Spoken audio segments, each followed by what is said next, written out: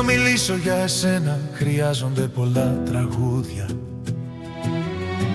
Ένα πλάσμα θεϊκό με πολλά όνειρα και λουλούδια. Θα έδινα τα πάντα για εσένα.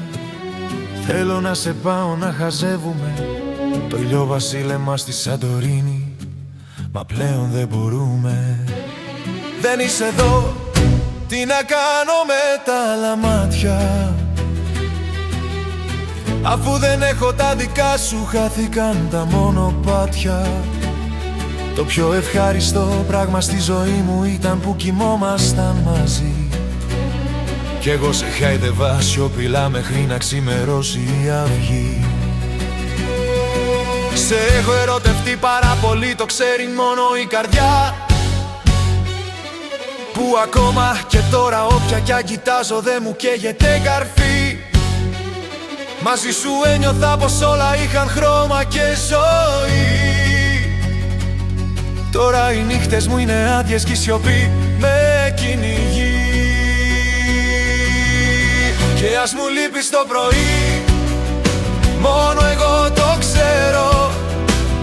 Και αν στη γωνιά σου κοιμηθώ πάλι μόνος μένω, τις πιο όμορφες στιγμές μας ζω, στο όνειρό μου σε βλέπω. Μη με ξυπνάτε το πρωί, αφήστε με, δεν θέλω.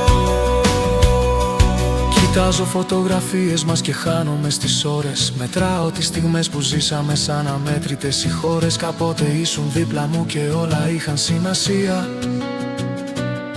Τώρα μιλάω με τη νύχτα και ζητάω λίγη ηρεμία. Τα βράδια γράφω στίχους για να βρω ξανά ανάσα, μα κάθε λέξη που σου γράφω είναι μια πληγή που χάραξα. Κι αν η ζωή μας χώρισε εγώ δεν σε ξεχνάω. Σε κάθε όνειρο που κάνω είσαι αυτή που αγαπάω. Αν γυρνούσε πίσω ο χρόνος θα κρατούσα το χέρι σου σφιχτά. Θα σου έλεγα πως είσαι ό,τι πιο όμορφο είδα αλήθινα. Μα τώρα μένω με αναμνήσεις και με λίγες αγκάλιες. Και ψάχνω μέσα στις σκιές μας να βρω χαμένες μας στιγμές.